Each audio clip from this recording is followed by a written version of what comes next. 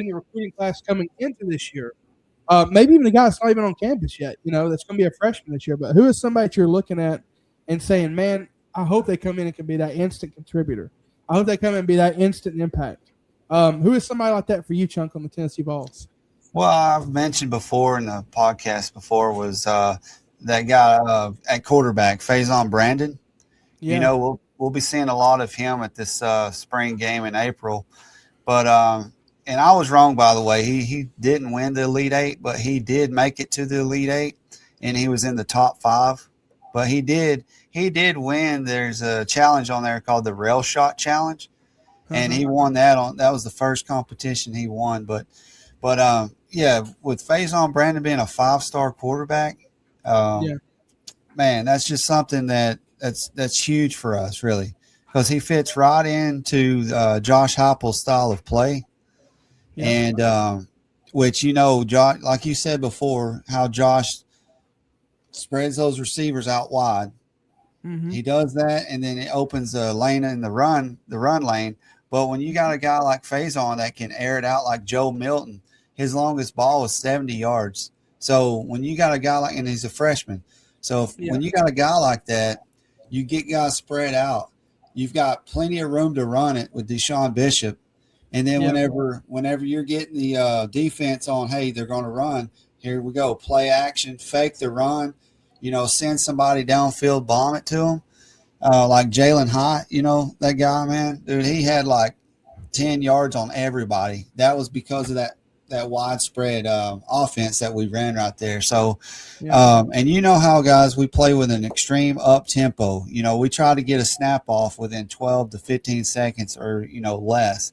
So, and Faison Brandon, that's all he knows, man.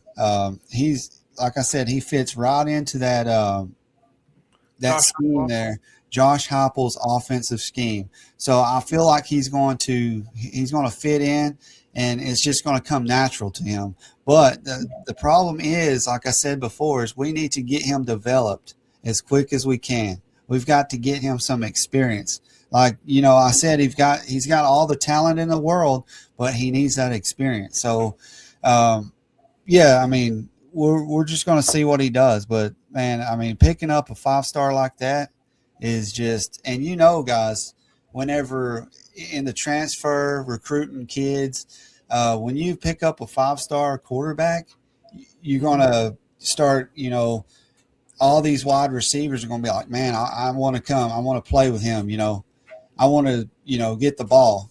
So, and that one kid, 5-star quarterback, is going to recruit 5-star receivers. So, I mean, that's huge. Offensive lineman, yeah. Yes. Well, the thing I think about too, and I could be wrong on this, but I mean, you don't want to I'm not saying you want to disrespect anybody that's played for him, but even with the Hendon Hookers, with Joey Aguilar, the Milton, has Heupel had that elite quarterback yet? I mean, has he had that 5-star he has all the talent in the world, that what you call the it factor. Has he had a quarterback like that? Because, man, if Faison Brandon could come in there and be that for Tennessee, oh, my goodness, what that would do. I mean, what more could Heupel do with a talented quarterback like that? Oh, yeah, absolutely. Like what kind of doors that would open for him if he can get that quarterback, in my favorite, like a Tua, that just had that it, man. That was just Johnny Manziel's, the Marcus Marios, those quarterbacks that you couldn't stop, you couldn't line up against. I mean, they're just different. And if Josh Heupel has found that one for Tennessee, man, watch out for the Volunteers, buddy. Yeah. And he's only going to be a freshman. I mean, he's going to have time to grow as long as he stays put. Hey, don't leave. The guy is 6'4", 200 pounds. Wow. Freshman, man, true freshman. That's a big dude, man. Yeah. And, I mean, just watch out. That's all I can say is watch out for this kid. Because like you said, is he going to be better than Joe Milton, Hendon Hooker, Joey Aguilar? We've had good quarterbacks, guys, but could he be elite for Tennessee? Could be elite quarterback. That's the one thing I've always said about Georgia. And I know Gunner's been there, but it still don't feel like Georgia's had that difference maker at quarterback. They've never had that and I mean, am I wrong, Michael, to say that? No. But you know what I'm saying? Get rid of guys. a lot of the guys that would be the difference makers that you think, oh man, this guy was a beating the Georgia records in high school. We bring him in, and then he loses a job out to guys that people thought were significantly less talented, and he transfers somewhere else. It happened with what's his name? He went to, and he did the same thing that Chunk's talking about, a 5-star recruit out of high school that was bringing a lot of guys with him. He said, hey, let's all go to Georgia and make Georgia this powerhouse. But he ended up transferring to Ohio State. Huh? Justin Fields. Justin Fields, yeah. And that was a guy that everybody thought, man, why are we letting a guy like this walk? So I can't remember who the quarterback was at the time. Maybe Jake Fromm. Yeah, they were battling it out. And a lot of people were kind of upset that Jake Fromm got the starting job over him. But I don't know. Maybe Jake Fromm fit the mold better. Who's a recruit? I mean, you may not be quarterback, but who could be that player that maybe we're talking about in 5-10 years time? That's like, man, he was at Georgia great that we mentioned on the podcast. You know, a guy that I don't have any quarterback to come to mind. Jared Curtis might have been a guy that I mentioned if he had committed to Georgia, but last minute he kind of said he was going to Vanderbilt. But a guy named Caden Prothro is the guy I'm excited about. He's a tight end, 6'6", 210 pounds, out of Bowden, Georgia. And to me, man, you want to talk about what – and I know you got a lot of slack for this on the last podcast when you said Tennessee was wide receiver U. But I'm going to venture out to say that over the last 6 years, Georgia may have turned into tight end U. I mean, you got Darnell Washington, which is a refrigerator running over people at the Steelers right now. He was a Georgia guy that was phenomenal. You got Brock Bowers, Brock Bowers is probably the best tight end, at least in Georgia history. Brock Bowers is Brock Bowers. Yeah, Brock Bowers, you could almost say. I mean, my oldest son has a Brock Bowers jersey. It's his favorite player of all time single-handedly because of that catch he made against Florida. When it's bouncing all over the place, he grabs it and scores. So Darnell Washington, Brock Bowers, you got guys there that just recently, Oscar Delp and Lawson Lucky. So I think a perfect complement to Kirby Smart's offense and the way Mike Bobo's going to do it is a guy named Caden Prothro, who's coming in and probably going to be a day one starter. I think he's going to fill right into that offense that Mike Bobo runs. And the reason I know that, you guys are like, well, how do you know he's just going to fit Georgia's offense so well? If you go and watch his senior highlights, one of the first plays on his highlight reel is a screen pass. So I already know he's going to fit. I already know he's going to fit Georgia's offense perfectly because he can do those screens. And he scored on it. Like I say, I know it's high school ball, but he took that screen pass all the way down the sideline. So I'm excited about a guy named Caden Prothro coming in. You hear that last name Prothro, and that almost makes you think of an old Alabama receiver. That's what I was thinking. I thought Prothro. Yeah. Yeah, that's what I was thinking. Yeah. I can't remember his first name. Tyrone Prothro or something like that. Yeah, he had that crazy catch against Southern Miss. He had a catch that you can't forget because it's behind the guy's back, which it's sad what happened to him in the later part of his career, which I don't even want to mention. But yeah, man, that guy was a great receiver, and I think Caden Prothro is hopefully gonna make a big impact for Georgia year one. I mean, I'd love to see him be a true freshman on the field at that tight end spot, complimenting Lawson Lucky.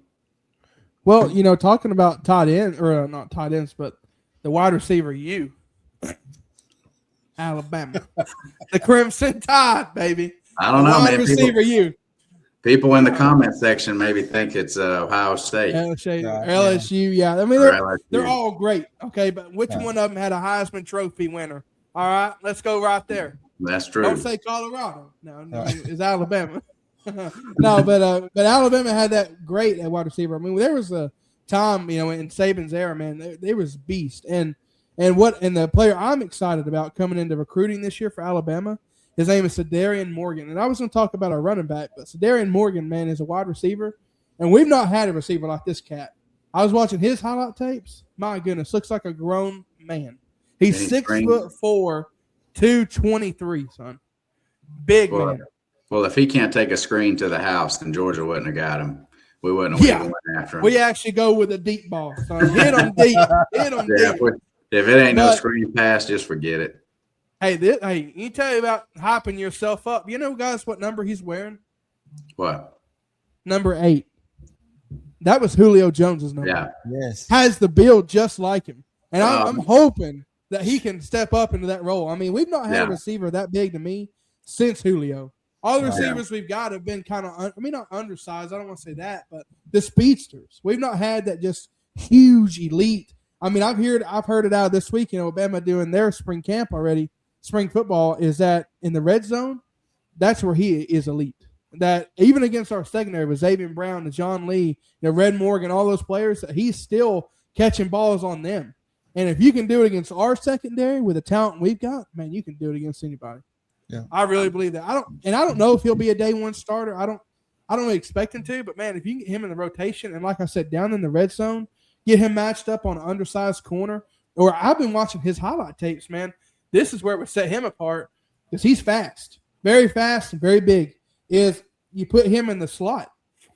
People are putting him in the slot and then letting him go.